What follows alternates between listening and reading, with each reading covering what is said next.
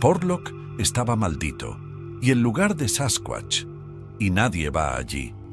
En un momento, todo el mundo se había ido, y antes de eso, la gente empezó a desaparecer. Algo terrible empezó a suceder en Alaska cuando la gente empezó a desaparecer. Se encontraron cuerpos en condiciones horribles, y susurros de una criatura rondaban la tierra. Fue suficiente para que los aldeanos de Alaska dejaran todo, convirtiendo a Portlock en un pueblo fantasma abandonado.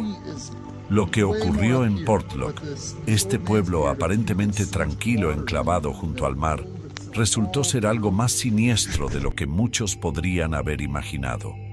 A lo largo de los años, este pueblo se ha enfrentado a la desolación no una ni dos veces, sino 4. A diferencia de muchos pueblos fantasma diseminados por América, Portlock tiene una historia única. A lo largo de los siglos, los colonos han intentado llamarlo hogar en 4 ocasiones, pero cada vez lo abandonaron ante amenazas inexplicables. El primer explorador documentado que pisó la tierra de Portlock fue un capitán británico llamado Nathaniel Portlock, que llegó aquí en 1785. Este encuentro dio nombre a la tierra, pero también inició su historia maldita. Aterroriza a la gente, mata a sus mascotas, en general tiene un comportamiento destructivo. Este es exactamente el tipo de espécimen que me gustaría coger. Si una noche o un día me encuentro en el bosque y veo un Bigfoot, no dispararé. Tiene que ocurrir para que la ciencia reconozca la existencia de estas criaturas. Cuando el equipo de Portlock llegó por primera vez al lugar, se sorprendió al encontrar los restos de un antiguo poblado nativo. Los indicios eran evidentes. Había habido gente viviendo aquí, pero por alguna razón todos habían desaparecido. Este descubrimiento desconcertó al equipo de Portlock. La tierra era rica en caza y pesca, un lugar ideal para que prosperara una comunidad. Entonces, ¿por qué habían abandonado los anteriores pobladores un lugar tan ideal? A pesar del misterio, Portlock y sus hombres decidieron establecer un asentamiento, pero pronto los miembros del equipo empezaron a enfermar. No era una enfermedad corriente, iba acompañada de un miedo intenso, una sensación de pavor que sobrecogía incluso a los hombres más fuertes. Asustados y debilitados, los miembros de la tripulación suplicaron a Portlock que abandonara el lugar.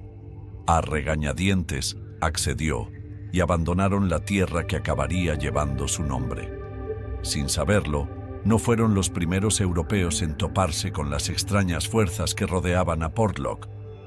Solo 6 años antes de la llegada de Portlock, un grupo de exploradores españoles había intentado asentarse en la misma zona.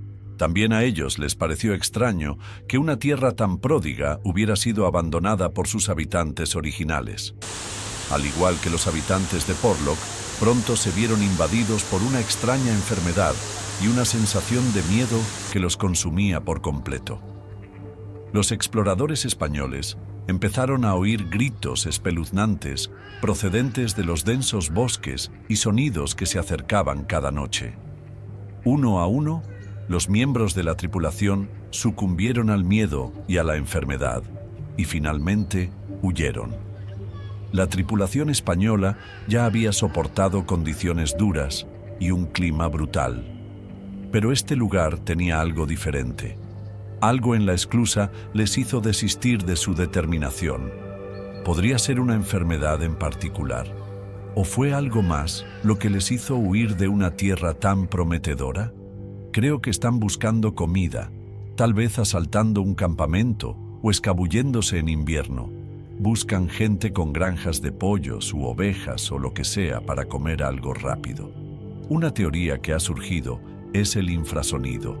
El infrasonido, conocido como ondas sonoras de baja frecuencia producidas por algunos mamíferos, puede afectar a los humanos de forma inquietante, provocando náuseas, mareos y una abrumadora sensación de ansiedad. Aunque inaudibles para el oído humano, sus efectos pueden ser potentes y desorientadores. Incluso las criaturas más resistentes, como los tigres, utilizan los infrasonidos para paralizar a sus presas. También se cree que los cachalotes emplean tácticas similares para asustar a sus objetivos y dejarlos paralizados. Si el infrasonido era el culpable, podría tratarse de un depredador natural escondido en los bosques que emitía estas ondas para ahuyentar a los huéspedes no deseados. Sin embargo, la verdadera naturaleza del depredador seguía siendo desconocida, y horrores mucho mayores aguardaban a quienes se atrevieran a regresar a Portlock en el futuro. Durante más de 80 años, Portlock permaneció abandonado, sin tocar por la mano del hombre. Entonces, en 1867, un grupo de nómadas Sugbiak, nativos de la región, decidieron establecerse aquí. La tierra ofrecía abundantes recursos, desde marisco y pescado hasta alces que vagaban por los bosques. Se sintieron bendecidos por haber encontrado una tierra tan rica y celebraron el comienzo de su nueva vida. Pero su paz duró poco. Un mes después de su llegada, sufrieron ataques.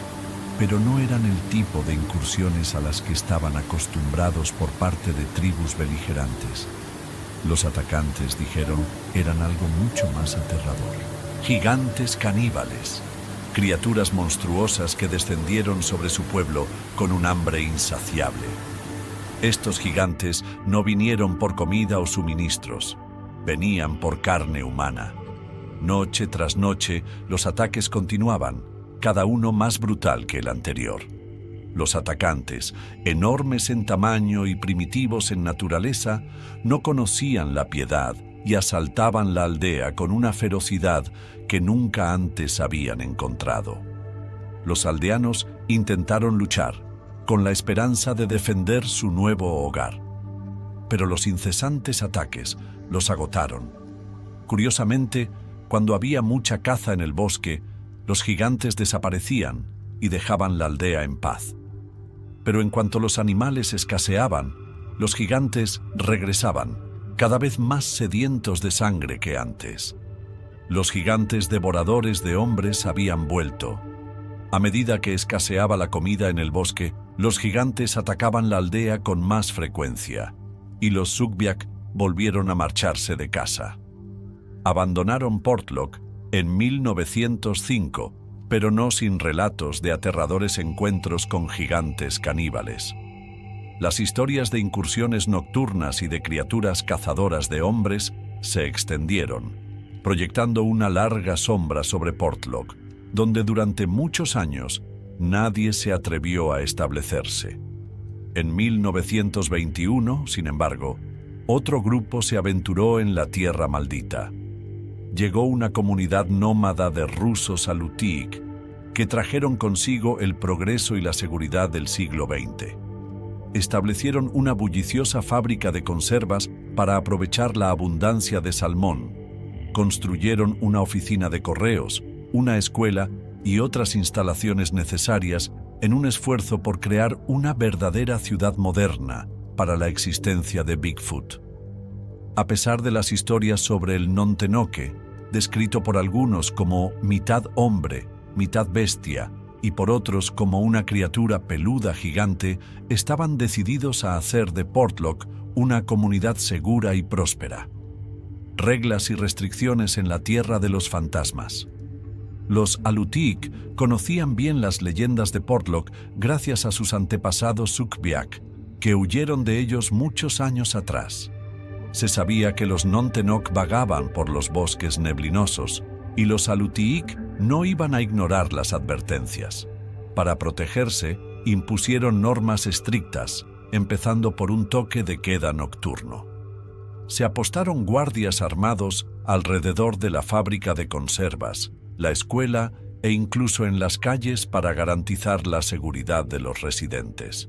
Por encima de todo, los Alutiiq evitaban a toda costa la niebla y el denso bosque. Los días de niebla, los aldeanos se quedaban en casa escuchando las historias de quienes llevaban casi una década oyendo sonidos espeluznantes en la niebla. Estas precauciones parecen haber funcionado. Aunque los residentes oían ocasionalmente algo no humano moviéndose entre la niebla, su presencia había sido contenida. Portlock prosperó en paz hasta que un fatídico suceso sacudió la ciudad hasta sus cimientos, revelando lo real que era el peligro, un error mortal. A medida que Portlock crecía, también lo hacía la sensación de seguridad de sus habitantes, y hacia 1930 empezaron a respetar cada vez menos las antaño estrictas normas. Entonces, en 1931, un leñador llamado Andrew Clock se aventuró en el bosque, rompiendo la regla tácita de mantenerse alejado de la linde del bosque. Cuando no regresó, sus amigos organizaron una partida de búsqueda con la esperanza de encontrarlo vivo. ¿Sabes? No importa cuánta evidencia le des a la comunidad científica, no lo creerán hasta que, como dije, hagan una autopsia. O una necropsia, si es un animal. Lo que descubrieron los horrorizó. El cuerpo de Clock yacía mutilado, con la cabeza aplastada por su propio trineo, tan pesado que ningún hombre podría haberlo movido solo. Sus fieles perros, que habían tirado del trineo, aparecieron despedazados en las inmediaciones, y el propio trineo había sido arrojado lejos del lugar de los hechos. Los hombres que encontraron los restos de Clock se quedaron sin palabras, incapaces de comprender el cruel espectáculo que tenían ante ellos. ¿Qué clase de criatura podría haber hecho esto? El destino de Clock era un escalofriante recordatorio de un depredador invisible que acechaba en el bosque, cuyo poder y ferocidad eran increíbles. La muerte de Clock, cara a cara con el monstruo, puso tenso al pueblo. Poco después, otro residente, Tom Larson, salió a cortar leña para trampas para peces. Mientras trabajaba en la orilla, vio algo que le heló la sangre. En la orilla había una enorme criatura peluda. Era demasiado grande y bestial para ser humana, pero le miraba con una inteligencia inquietante. Larson, sintiéndose impulsado de un modo poco natural, corrió a casa para coger su rifle. De vuelta a la playa, apuntó a la criatura y puso el dedo en el gatillo.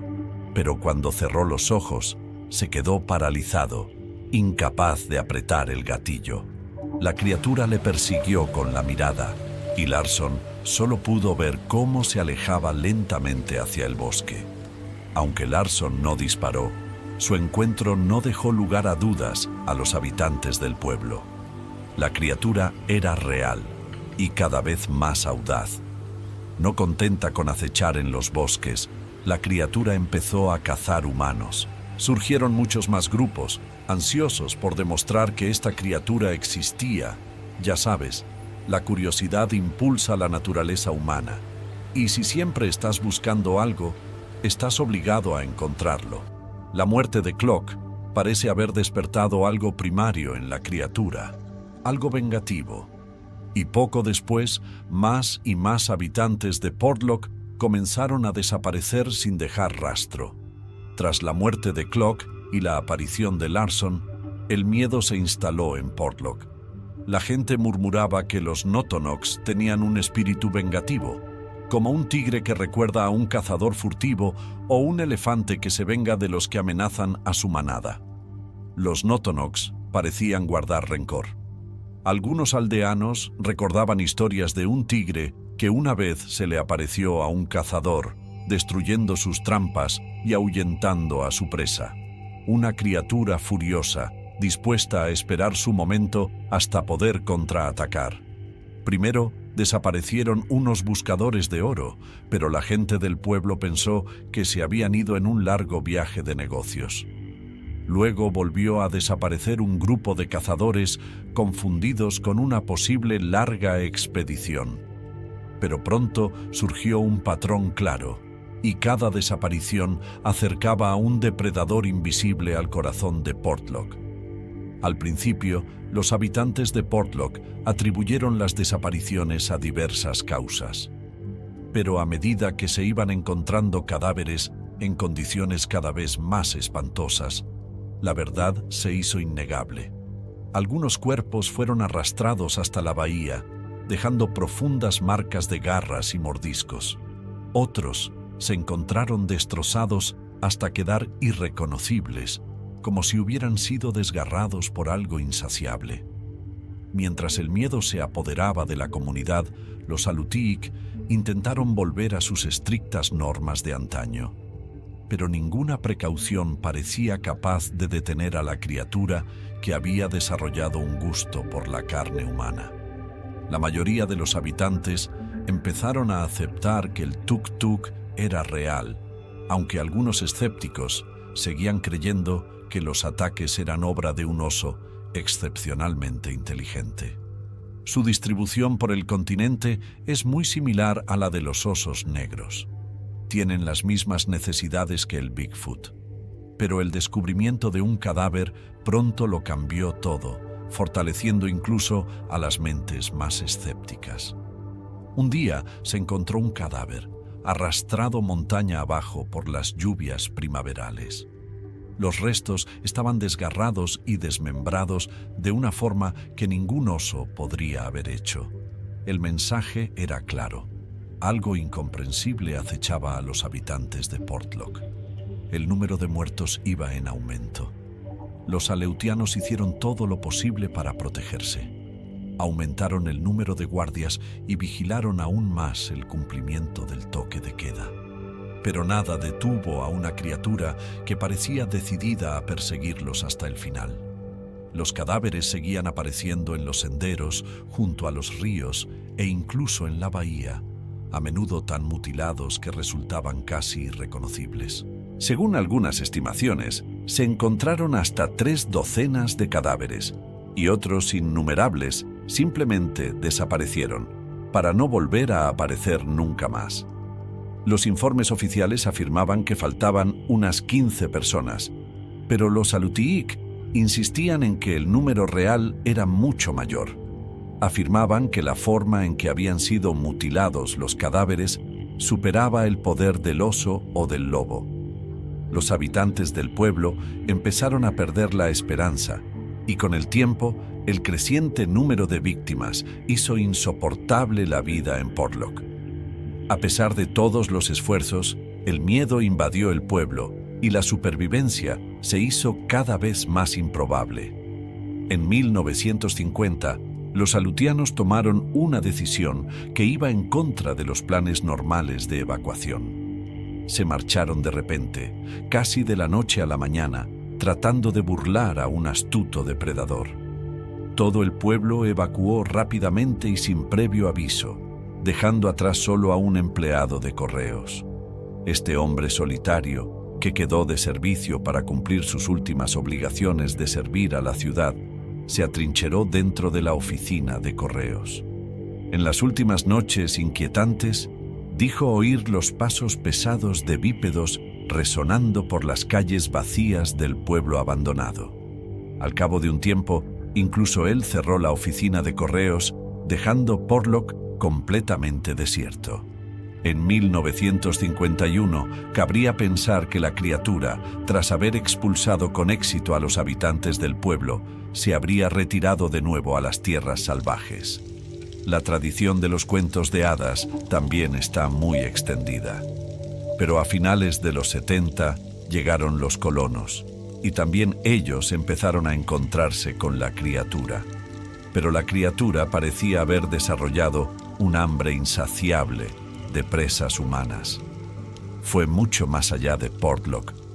Casi 2 décadas después, en 1969, un cazador se adentró en los bosques cercanos al pueblo fantasma con la esperanza de rastrear cabras salvajes. En lugar de eso, se horrorizó cuando se dio cuenta de que no estaba solo. Al principio percibió sonidos sutiles, pasos lentos y decididos y un leve susurro entre la maleza. Pero al cabo de unos instantes, esas pisadas se hicieron más rápidas y ruidosas. No solo le seguían, sino que le perseguían. El cazador se alejó corriendo sin atreverse a mirar atrás cuando un grito agudo atravesó los árboles. La criatura le persiguió hasta que por fin consiguió salir del bosque con el corazón palpitante y el espíritu conmocionado.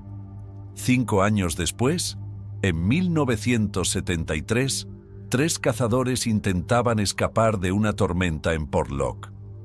Al caer la noche, se acurrucaron sin poder dormir porque algo sobrevolaba su campamento, gruñendo y haciendo ruidos espeluznantes e incomprensibles.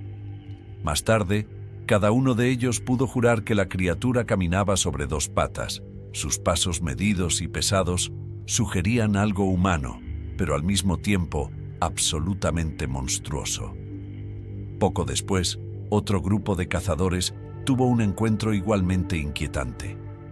Mientras seguían el rastro de un alce, se toparon con unas huellas que los detuvieron en seco. Las huellas medían más de 45 centímetros, eran inconfundiblemente humanas, pero demasiado grandes para pertenecer a un ser humano. Los cazadores siguieron las enormes huellas y se dieron cuenta con creciente horror de que no eran los únicos que seguían al alce. En el claro encontraron hierba cortada, prueba de una lucha encarnizada. Las huellas de alce se habían detenido bruscamente, lo que indicaba que quienquiera que hubiera dejado aquellas colosales huellas había ganado.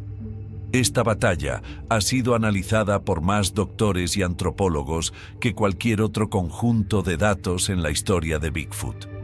Creo que es Bigfoot, pero sea lo que sea, es muy grande y bastante masivo.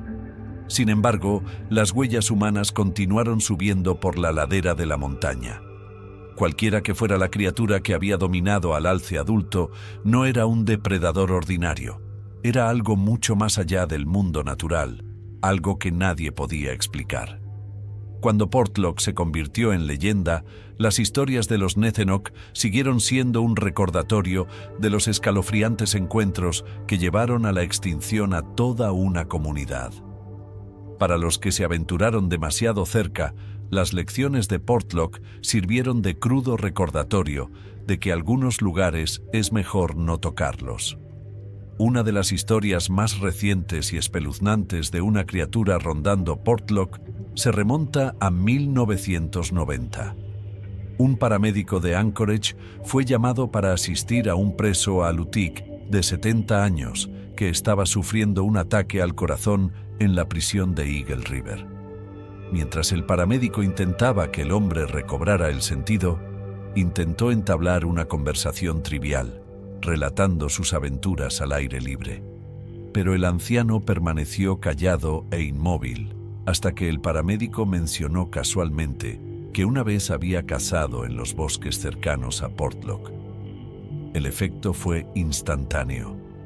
El anciano se puso de pie de un salto, agarró al paramédico por la camisa y sus ojos se abrieron de horror. ¿Has visto eso?